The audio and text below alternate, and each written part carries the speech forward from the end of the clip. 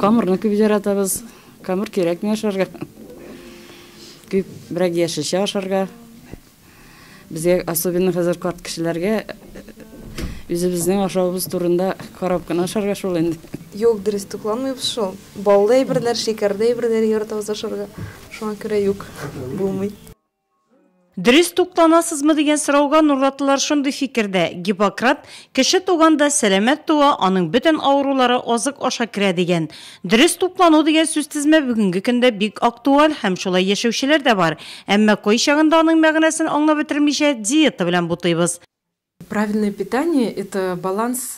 Дөрес туклану ул организмга кабул ителүче барлык матдәләрнең дөрес баланслануы. Гомер буена дөрес тукланып, без үзебезгә кирәкле витаминнарны, микроэлементларны, аксым, май, углеводларны дөрес күләмдә кабул итәбез. Аны туклану режимын үзгәртүдән башларга кирәк һәм шулай ук ризыкны дөрес итеп әзерләү дә мөһим. Аз-азлап еш ашарга кирәк. Ул көненә 5-6 тапкыр булырга тиеш. Ризыкны майда әзерләргә кирәкми, барысы да суда пешерелә, яисә парда, газ мичендә пешерү дөресрәк. Это значит то, что ни в коем случае нельзя жарить на открытом огне. Сәламәтлекнең нигезе дөрес туклануда, кибеткә продукция алырга кирсәң күздәр йөгерә. Табиба Динара Галимова дөрес туклану өчен аларның саклану срогына игътибар итәргә киңәш бирә. Чтобы выбрать полезную пищу, Кибеттә файдалы ризыкны сайлау өчен мин аның саклану вакытына игътибар итәргә киңәш бирер идем. Әгәр дә сез сөт ризыкларын аласыз икән, күбрәк 3-5 яисә иң күбе 10 көн сакланганына өстенлек бирелә. Әгәр дә эремчекнең саклану вакыты 2 ай икән, бу очракта аның табигый булуы шикләндерелә. Аның составына төрле өстәмәләр кушылып, саклану вакыты озынайтылырга мөмкин. Иң мөһиме, ни сатып аласың шуны белергә кирәк. Шуңа да һәр продуктның сыйфатын тикшерергә, ул аксымга, майга, углеводка күбрәк карарга тиеш. Аның майлылыгы ничек һәм аның шикәрлелеге дәрәҗәсе нинди?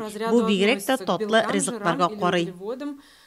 Какая у них жирность?